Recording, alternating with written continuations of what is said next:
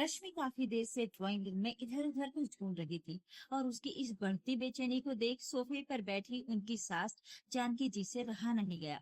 उन्होंने चश्मा ठीक करते हुए टोका, क्या हुआ रश्मि, इतनी देर से क्या ढूंढ रही हो तुम? पूरा घर सिर पर उठा रखा है।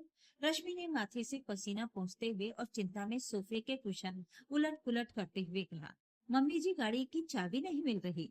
ये तो रोज बस से ही ऑफिस जाते हैं, गाड़ी तो घर पर ही खड़ी रहती है, फिर आखिर चाबी गई कहाँ? जानकी जी ने नजरें चुराते हुए इधर उधर देखते हुए बड़े आराम से कहा, वो कल रात रुचि और दामाद जी आए थे ना, और उन्हें जाते जाते काफी देर हो गई थी, तो मैंने सोचा इतनी रात हो गई उन्हें सवारी कहाँ मिलेगी, इसलिए मैंने ही गाड़ी की चाबी उन्हें दे दी। ये सुनते ही रश्मि का पारा चढ़ गया। उसने तीखी और गुस्से से भरी नजरों से सास को घूरते हुए कहा, मम्मी जी वो यहाँ आए कैसे थे, आपको पता है? जानकी जी ने अपनी त्योरियां चढ़ाते हुए थोड़ी तेज आवाज में कहा, अरे मुझे क्या नहीं पता, मुझे पता है, वो कैब से आए थे। रश्मि ने तुरंत अपने हाथ पर हाथ मारते हुए कहा, मैं वही तो कह रही हूँ, जब वो कैब से आ सकते हैं तो कैब से जा भी तो सकते थे। आजकल रात भर कैब चलती हैं, कभी भी बुक कर लो, लेकिन उन्हें तो बस हमारी गाड़ी ले जाने का बहाना चाहिए था। जब से शादी होकर इस घर में आई हूँ, देख रही हूँ कि उनकी नजर हमेशा हमारी गाड़ी पर ही रहती है। वो कितनी बार कह चुकी थी कि उन्हें गाड़ी चाहिए और आपने वही किया जो आपको करना था। पहले भी वो 2 बार गाड़ी लेकर जा चुके हैं और दोनों बार खाली गाड़ी लाकर खड़ी कर दी। अरे पेट्रोल क्या उनके पति भरवा कर देंगे गाड़ी में? जानकी जी अपनी नासमझी छिपाने के लिए चिल्लाते हुए बोले, जुबान संभाल कर बात करो अपनी, गाड़ी कोई हड़प नहीं गया है, कागज तो तुम्हारे ही नाम है ना। वो सिर्फ 2 दिन के लिए गाड़ी ले गए हैं। रश्मि ने तंज भरी मुस्कान के साथ कहा, मम्मी जी आप सच में इतनी सीधी हैं या बनने का नाटक करती हैं? आपको इतना भी नहीं पता कि गाड़ी के असली कागज हमेशा गाड़ी के डैशबोर्ड में ही रखे रहते हैं, ताकि पुलिस पकड़े तो दिखाई जा सके। और सुनिए, वो गाड़ी आपके बेटे के नाम पर नहीं मेरे नाम पर है, इसलिए अपनी बेटी से कहिए कि जल्दी से जल्दी गाड़ी वापस पहुंचाएं, मुझे बाहर जाना है। जानकी जी ने अकड़ते हुए कहा, कहाँ जाना है तुझे? जब देखो मुंह उठाकर मायके जाने की रट लगा लेती है। सास का ये ताना सुनते ही रश्मि के सब्र का बांध टूट गया। उसने तड़प कर सास की आंखों में आंखें डालकर कहा, हाँ जैसे आपकी बेटी जब देखो मुंह उठाकर चली आती है, हर शनिवार रात तो यहाँ जमावड़ा लग जाता है, मैं तो फिर भी महीने 2 महीने में एक बार जाती हूँ। मम्मी जी मेरी शादी को 11 महीने हो गए हैं, आप ये बता दीजिए क्या क्या इन 11 महीनों में एक बार भी मैं अपने मायके 1 घंटे से ज्यादा रुक पाई हूँ? और एक आपकी बेटी है, जब मन किया मुंह उठाकर आ गई। अपनी बात पूरी करते ही रश्मि सास के जवाब का इंतजार किए बिना पैर पटकते हुए अपने कमरे में चली गई और जोर से दरवाजा बंद कर लिया। दरअसल रश्मि ने कल रात ही देख लिया था कि जानकी जी ने खोटी से चाबी उतारकर रुचि और उसके पति आकाश को दे दी थी, और ये पहली बार नहीं था, अक्सर ऐसा ही होता था। इसलिए आज रश्मि ने ठान लिया था कि जो भी हो आज तो आर पार फैसला होकर ही रहेगा। रश्मि अपने कमरे में चुपचाप बैठी रही, जबकि बाहर जानकी जी का बड़बड़ाना जारी था, अरे गाड़ी ना हो गई, कोई खजाना हो गया, ले गई है तो लौटा जाएगी, ऐसे कह रही है जैसे इसके बाप की जायदाद हड़प ली हो। सास की बातें सुनकर रश्मि का खून खौल रहा था, पर उसने खुद को संभाला। उसने सोच लिया था कि सास को जवाब देकर अपनी एनर्जी बर्बाद करने से बेहतर है सीधा अपने पति अनिकेत से बात करना। शाम को जब अनिकेत घर लौटा तो रश्मि ने सीधे मुद्दा छेड़ा, अनिकेत अभी के अभी अपनी बहन को फोन कीजिए और मेरी गाड़ी तुरंत वापस मंगवाइए, मुझे मायके जाना था पर आपकी बहन की वजह से रुकना पड़ा। अनिकेत ने हैरान होकर पूछा, लेकिन तुम्हें अचानक मायके जाना क्यों था? जानकी जी भी तुरंत बीच में बोल पड़ी, वही तो मैं जानना चाहती कि तुम्हें आखिर मायके जाना ही क्यों है। रश्मि ने गुस्से से घूरते हुए दोनों माँ बेटी को देखा और बोली, मुद्दा ये नहीं है कि मुझे कहाँ जाना था, मुद्दा ये है कि मेरी गाड़ी मुझसे पूछे बिना कैसे दे दी गई। यहाँ क्या खैरात बढ़ रही है? कुछ दिन पहले मेरी नई मेकअप किट आपकी बहन को पसंद आई तो बिना पूछे ले गई। और याद है जब मेरे मम्मी पापा इतना महंगा हैंडबैग लाए थे, मैडम को पसंद आया तो वो भी उठा कर ले गई। और मम्मी जी तो उनके यहाँ आते ही मेरी सारी चीजें ऐसे नुमाइश में लगाती हैं जैसे उनकी खुद की हूँ। अब आप कुछ बोलते क्यों नहीं हैं? आप मुंह में दही जमा कर बैठे हैं। अनिकेत झेंपते हुए बोला, अच्छा क्या बोलूं बताओ? रश्मि ने उंगली से इशारा करते हुए कहा, या तो आप अभी जीजा जी को फोन करके गाड़ी मंगवाइए, वरना मैं फोन करती हूँ और मेरा बोलना आपको भारी पड़ जाएगा। रश्मि ने माँ बेटे को अल्टीमेटम दे दिया। घर का माहौल बिगड़ता देख अनिकेत ने चुपचाप फोन निकाला और जीजा आकाश को कॉल लगाया। हेलो जीजा जी, कैसे हैं? उधर से आकाश की आवाज आई। बढ़िया साले साहब, तुम बताओ? अनिकेत ने हिचकिचाते हुए कहा। वो गाड़ी का काम हो गया हो तो वापस भिजवा देती, रश्मि को कहीं जाना था। आकाश ने ठहाका लगाते हुए तंज कसा। अरे भाई, कल रात ही तो लाए हैं, एक दो दिन में दे जाएंगे। वैसे लगता है रश्मि ने तुम्हारी खाट खड़ी कर रखी है। अनिकेत ने बात संभालते हुए झेप कर कहा। नहीं नहीं जिया जी, ऐसी कोई बात नहीं है। दरअसल रश्मि को आज ही अपने मायके जाना है, इसलिए गाड़ी की जरूरत थी। पीछे से रुचि की तीखी आवाज सुनाई। हाँ हाँ, मिल जाएगी गाड़ी, कोई भागे नहीं जा रहे। और उसने खट से फोन काट दिया। अनिकेत ने राहत की सांस लेते हुए रश्मि से कहा, देखा, आ जाएगी गाड़ी, अब तुम बेकार में चिंता मत कर। रश्मि ने कुड़ते हुए कहा, चिंता ना करूं तो और क्या करूं? और वो पैर पटकती ही रसोई में चली गई। इंतजार करते करते रात के 10 बज गए। जब सब्र का बांध टूटा तो रश्मि ने खुद रुचि को फोन लगाया। दीदी, गाड़ी कब तक लेकर आ रहे हैं आप? रुचि ने बेरफी से कहा, अरे इतनी रात को कौन सा तुम्हें मायके जाना है, सुबह मिल जाएगी गाड़ी। और उसने दोबारा बिना सुने फोन काट दिया। अगले दिन सुबह 11 बजे रश्मि ने फिर अनिकेत से रुचि को फोन करवाया, लेकिन इस बार रुचि ने फोन उठाना ही बंद कर दिया। अब रश्मि का पारा 7वें आसमान पर पहुंच गया। अनिकेत भी ऑफिस जा चुका था। वो सास के सामने आकर खड़ी हो गई और दोनों हाथ कमर पर रखकर बोली, मम्मी जी, ये सब आपकी दी हुई छूट का नतीजा है। कल से गाड़ी मंगवाने के लिए गिड़गिड़ा रहे हैं और अब तो आपकी लाडली फोन तक नहीं उठा रही। गाड़ी भी हमारी और फोन पर फोन करके भीख भी हम ही मांगे, वो भी अपनी ही गाड़ी के लिए। जानकी जी ने अपनी बेटी के बचाव में कहा। अरे किसी काम में लगी होगी बेचारी, रश्मि ने तंज कसते हुए कहा। कौन सा काम मम्मी जी? कोई काम वाम नहीं है, बस आपको बेवकूफ बनाने के लिए काम का बहाना बनाती है। और इतना कहकर वो अपने कमरे में चली गई। दोपहर में रुचि ठाठ से आई और सोफे पर बैठते हुए सीधे रश्मि की तरफ गाड़ी की चाबी उछाल कर फेंकी। ये लो अपनी गाड़ी, आई बड़ी गाड़ी गाड़ी करने वाले। तभी रुचि की नजर मेज पर रखे एक खूबसूरत डिब्बे पर पड़ी। उसने उत्सुकता से डिब्बा खोला तो उसमें एक बहुत महंगा और आकर्षक खिलौना था। उसने नाक भौं सिकोड़ कर पूछा, मम्मी, ये खिलौना किसके लिए आया है? रश्मि ने तुरंत झपट कर खिलौना उसके हाथ से ले लिया और बोली, मेरी भाभी की बेटी का जन्मदिन है, उसी के लिए आया है। कल मुझे जाना था, पर आपकी वजह से आज दोपहर में जाना पड़ रहा है। रुचि ने मुंह बनाकर कहा, हाँ हाँ ले लो, इतना महंगा खिलौना कभी हमारे बच्चों को तो दिया नहीं। रश्मि ने तीखा पलटवार किया, जो बिना मांगे ही सब कुछ उठाकर ले जाता हो, उसे अलग से क्या दिया जाए? इतना कहकर रश्मि चाबी लेकर बाहर गाड़ी देखने गई। जब उसने ध्यान से देखा तो डिग्गी और पिछले हिस्से पर गहरा डेंट पड़ा हुआ था। रश्मि ने वहीं से चिल्लाकर रुचि को आवाज लगाई, दीदी, जरा बाहर आकर देखिए, मेरी गाड़ी का क्या हाल करके लाई हैं आप? रुचि ने बेपरवाही से आते हुए कहा, अरे आते समय थोड़ी सी टक्कर हो गई थी, कोई पहाड़ नहीं टूट गया। थोड़ी देर बाद रश्मि ने जैसे ही गाड़ी स्टार्ट की, पेट्रोल का कांटा एकदम नीचे था। गाड़ी रिजर्व में थी। रश्मि का खून खौल उठा। उसका मन तो किया कि रुचि को वहीं जलील करे, लेकिन उसने मन ही मन एक शातिर योजना बनाई।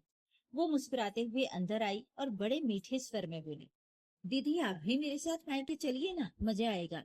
रुचि ने अकड़ कर कहा, नहीं मैं नहीं जा सकती। जानकी जी बीच में कूद पड़ी, अरे चली जाना। रुचि, जाकर देख तो सही कि उसके घर वालों ने कैसी तैयारी की है। रुचि थोड़ा हिचकिचाई, लेकिन मैं तो इस साधारण कपड़ों में हूँ, मेरे पास पार्टी वाले कपड़े नहीं हैं। रश्मि ने झट से कहा, अरे दीदी कोई बात नहीं, मेरे सूटों में से पहन लीजिए, वैसे भी कौन सी नई बात है। रश्मि ने अपनी अलमारी में से महंगे सूट निकाले और रुचि ने सबसे कीमती सूट चुनकर पहन लिया। तैयार होकर दोनों रश्मि के मायके के लिए निकल पड़ी। कुछ ही दूर चलते ही गाड़ी बंद हो गई। रश्मि ने परेशान होने का नाटक करते हुए कहा, अरे दीदी, पेट्रोल तो बिल्कुल खत्म हो गया और मेरा तो जीपे भी नहीं चल रहा और मैं पर्स लाना भूल गई। आप प्लीज पेट्रोल के पैसे दे दीजिए ना। रुचि सकपका गई, अरे मैं कहाँ से दूं, मैं तो पर्स ही नहीं लाई। रश्मि ने तुरंत कहा, तो ऑनलाइन पेमेंट कर दीजिए ना दीदी, 2 दिन से गाड़ी आप ही चला रही थी, इतना तो बनता है ना। रुचि को ना चाहते हुए भी पेट्रोल पंप पर गाड़ी का टैंक फुल करवाना पड़ा। आगे चलकर रश्मि ने गाड़ी रोकी और बोली, "दी, भाभी के घर जा रहे हैं तो कुछ मिठाइयाँ और फल भी ले लेते हैं।" दुकान पर पहुंचकर रश्मि जानबूझकर फोन पर व्यस्त होने का नाटक करने लगी। हार कर रुचि को ही अपनी जेब से मिठाइयों और फलों का भारी भरकम भुगतान करना पड़ा। रश्मि मन ही मन मुस्कुरा रही थी। आखिर उसने रुचि से गाड़ी के डेंट और पेट्रोल का पूरा हिसाब जो करवा लिया था। दोनों रश्मि के मायके पहुंचे। वहां पहुंचते ही रुचि की नजरें घर के कोने कोने को ताड़ने लगी। हर छोटी बड़ी चीज पर रुचि तुरंत तंज कसते थी। "अरे वाह रश्मि भाभी, तुम्हारे घर वालों के पास तो बहुत पैसा है। ये कैसे करवाया, वो कैसे खरीदा?" रश्मि ने अब तक बहुत बर्दाश्त किया था। उसने दबी जुबान में सीधा तीर चलाया। "दीदी मेहमान की तरह आई हैं तो मेहमान बनकर रहिए ना। ये बेफिजूल की ताकझाम बंद करेंगी तो बेहतर रहेगा।" रुचि का मुंह बन गया। जन्मदिन का जश्न शानदार रहा। पूरा फंक्शन एंजॉय करने के बाद रश्मि रुचि को लेकर वापसी के लिए निकल पड़ी। गाड़ी शुरू होते ही रश्मि ने हैरान होने का नाटक करते हुए कहा, "पता नहीं इस गाड़ी में क्या हो गया है दीदी, पेट्रोल हवा में उड़ जाता है क्या? अभी तो टैंक फुल करवाया था।" इतना कहकर उसने फिर रुचि की जेब ढीली करवाई और पेट्रोल डलवा लिया। बीच रास्ते में रश्मि ने रुचि से छुटकारा पाने के लिए दांव चला। "दीदी, आपको अपने घर पहुंचने में देरी हो रही होगी ना? एक काम करती हूँ, आपके लिए कैब बुक कर देती हूँ। आप अपने घर निकल जाइए। किराया अपने घर पहुंचकर दे दीजिएगा। आपको तो पता ही है, मैं आज पर्स लाना भूल गई हूँ।" लेकिन वो टस से मस नहीं हुई और गाड़ी में ही डटी रही। आखिरकार रश्मि को भारी मन से रुचि को अपने साथ ही घर वापस ले जाना पड़ा। रश्मि जानती थी कि घर पहुंचते ही महासंग्राम छिड़ने वाला है।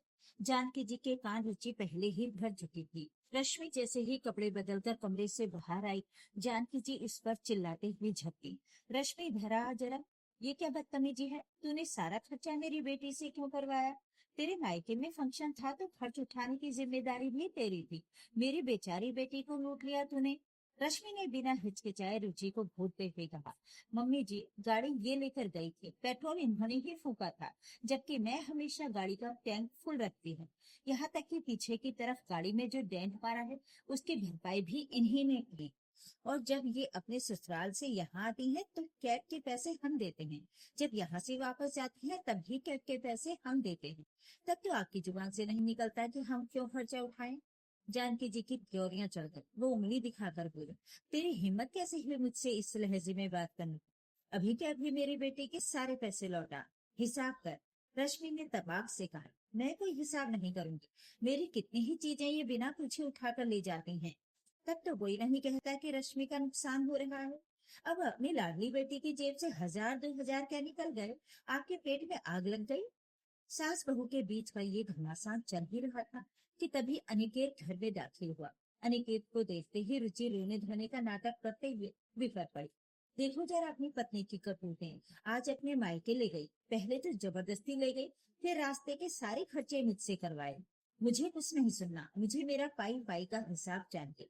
रश्मि ने रुचि की तरफ देखा और सीना तान कर बोली, "क्यों तुम हिसाब हिसाब करना ही है तो पहले तुम मेरा हिसाब करो। जो 2,500 की मेरी नई मेकअप किट उठाकर ले गई थी, पहले वो पैसे दे दो। और जो मम्मी जी ने मेरा चांदी का कड़ा तुम्हें चुपके से दे दिया था, वो वापस करो। जो 2 बार मेरी गाड़ी ले जाकर सूखी खड़ी कर दी, और आज जो एक्सीडेंट करके डेंट मारा है, उसका हर्जाना दो। ये सब भर दो तो मैं भी तुम्हारा आज का पाई पाई का हिसाब कर दूंगी।" माहौल बद से बदतर होता जा रहा था। अनिकेत, जो अब तक चुपचाप खड़ा होकर सिर पकड़ चुका था, अब उसका भी सब्र जवाब दे गया। वो बीच में आकर जोर से चिल्लाया, "बंद करो ये सब, क्या फिजूल की बातें लगा रखी है तुम दोनों ने? अरे रुचि, अगर थोड़ा खर्चा तुम्हारा हो गया तो इसमें पूरा घर सिर पर उठाने और रश्मि को जलील करने की क्या बात है?" जानकी जी ने अनिकेत को अपनी पत्नी का पक्ष लेते देख आंखें निकालकर गुस्से से गरजते हुए कहा, "तू भी अपनी पत्नी की बातों में आ गया अनिकेत? अपनी माँ की जगह इस कल की आई लड़की का साथ दे रहा है?"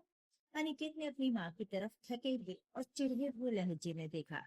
"मम्मी, जब आप दिन रात बिना सही गलत सोचे सिर्फ अपनी बेटी का पक्ष लेती हैं, तब आपको अपनी गलती नहीं दिखती? मैं अभी अभी दफ्तर से थका हारा आया हूँ, और घर में घुसते ही मुझे ये सब क्लेश और किचकिच सुनने को मिल रही है।" फिर अनिकेत मुड़ा और रुचि को आड़े हाथ लेते हुए सख्त आवाज में बोला, "अरे दीदी, अगर तुमसे गाड़ी ढंग से नहीं संभलती तो तुम ले जाती क्यों हो? डेंट मार दिया, पेट्रोल खत्म कर दिया, रश्मि कुछ गलत तो नहीं कह रही है ना? सीधी सी बात है, जो गाड़ी इस्तेमाल करेगा वही उसका रख रखाव करेगा और पेट्रोल भरेगा। अनिकेत का ये कड़ा और निष्पक्ष रूप देखकर रश्मि का सीना गर्व से चौड़ा हो गया। उसने राहत की सांस ली कि आखिर उसके पति ने सही का साथ दिया। तभी रुचि के फोन की घंटी बजी। स्क्रीन पर उसके पति आकाश का नाम चमका। रुचि ने कांपते हाथों से फोन उठाकर कान से लगाया। उधर से आकाश की कड़कती हुई आवाज गूंजी। तुम कब तक घर वापस आ रही हो रुचि? और ये बताओ, तुम्हारे खाते से लगातार इतनी सारी ऑनलाइन पेमेंट्स क्यों हो रही है? इतना सारा पैसा अचानक कहाँ उड़ा दिया तुमने? रुचि हक्की बक्की रह गई। उसके पास अपने पति को देने के लिए कोई जवाब न था। उसकी सिट्टी पिट्टी गुम हो गई। अनिकेत ने अपनी बहन के हाथ से फोन झपट लिया और कहा, कुछ नहीं जिया जी, आज जरा बरसों की पेंडिंग पड़े कुछ हिसाब किताब हो रहे थे, वही पेमेंट्स हैं। उधर से आकाश ने उलझन में कहा, हिसाब किताब? मैं कुछ समझा नहीं अनिकेत, साफ साफ बताओ क्या बात है? अनिकेत ने फोन पर बिना लाग लपेट के दो डूब कहा, जीजा जी बात यह है कि जब जब आप और दीदी गाड़ी ले जाते थे, पेट्रोल खत्म करके गाड़ी खड़ी कर जाते थे, या जब भी दीदी यहाँ से शॉपिंग और कैब के बिल हमारे नाम फाड़ती थी, तब हमें से किसी को बुरा नहीं लगता था। हम चुपचाप सह लेते थे। आज अगर रश्मि ने दीदी से गाड़ी का पेट्रोल और उनके जरिए कराए गए नुकसान का जायज खर्च करवा लिया, तो आप लोगों को मिर्ची क्यों लग रही है? नियम तो सबके लिए बराबर होना चाहिए ना? ये कहकर अनिकेत ने आकाश की बात सुने बिना फोन काट दिया। रुचि अपमान और गुस्से से तिलमिला गई। उसने अपना बैग उठाया और बोली, बहुत हो गया, मैं जा रही हूँ इस घर से। लेकिन अनिकेत ने लपक कर रुचि का हाथ पकड़ा और उसे जबरदस्ती सोफे पर बिठाते हुए कहा, चली जाना दीदी, कोई रोक नहीं रहा, लेकिन जाने से पहले मेरी बात कान खोलकर सुन लो। आज के बाद अगर इस घर से कोई भी सामान छुड़ना हो, तो पहले रश्मि से पूछना कि क्या मैं ये ले जा सकती हूँ। अगर रश्मि कहे कि हाँ ले जाओ और इसके पैसे दे दो, तो तुम्हें हाथ के हाथ पैसे चुकाने पड़ेंगे। रुचि ने अपनी फटी आंखों से अपने भाई को देखा, जैसे उसे यकीन ही नहीं हो रहा हो। अनिकेत ने रुचि की आंखों में आंखें डालकर आगे कहा, देखो दीदी, बात बिल्कुल साफ होनी चाहिए। लेन देन का हिसाब बाप बेटे के बीच भी पारदर्शी होता है।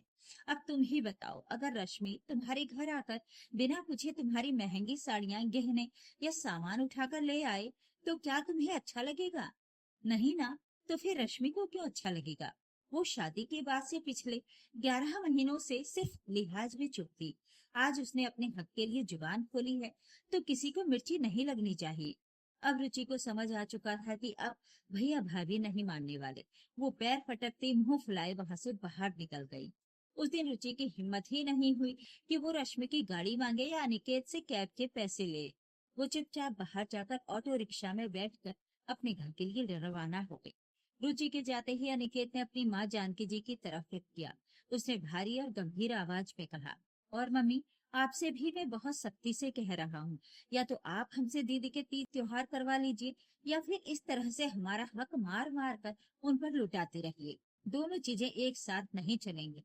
अगर आप सोचती हैं कि आप मेरी पत्नी की मेहनत की कमाई और उसकी चीजें बिना पूछे अपनी बेटी को बांटती रहेंगी, तो ये सब अब और नहीं चलेगा। जानकी जी के पास अनिकेत की इस कड़वी मगर सच्ची बात का कोई जवाब नहीं था। वो चुपचाप अपनी नजरें झुकाकर अपने कमरे में खिसक गई। उस दिन के बाद घर की आहो हवा पूरी तरह बदल गई। रश्मि ने भी समझदारी दिखाते हुए अपनी अलमारी और कीमती सामानों में ताला लगाना शुरू कर दिया। रुचि का बेवजह मायके में आकर डेरा डालना और हफ्ता हफ्ता पड़े रहना काफी कम हो गया। अब रुचि कभी कभार आती भी और घर में रश्मि की कोई नई या महंगी चीज रखी होती, तो जानकी जी की हिम्मत नहीं होती थी कि वो उठाकर अपनी बेटी को दिखाएं या ये कहें कि देख तेरी भाभी क्या लाई है, तू ले जा। उन्हें अच्छी तरह समझ आ गया था कि अब अगर रुचि ने यहाँ से कोई भी चीज बिना अनुमति उठाई, तो उसका पाई पाई का हिसाब तुरंत लिया जाएगा। आत्मसम्मान की रक्षा करना कोई गुनाह नहीं है। रिश्तों में मिठास और मान सम्मान तभी तक बना रहता है जब तक दोनों तरफ से एक दूसरे के हक और सीमाओं का ध्यान रखा जाए। खामोशी और लिहाज को कभी भी इंसान की कमजोरी नहीं समझना चाहिए, क्योंकि जब सब्र का बांध टूटता है तो हिसाब बराबर होकर ही रहता है। आपकी नजर में क्या शादी के बाद ससुराल में अपनी चीजों पर अपना हक जताना गलत है? अपनी राय कमेंट सेक्शन में लिखकर जरूर बताएं। वीडियो को लाइक करें, शेयर करें और मेरे चैनल को सब्सक्राइब भी जरूर कर लें। धन्यवाद।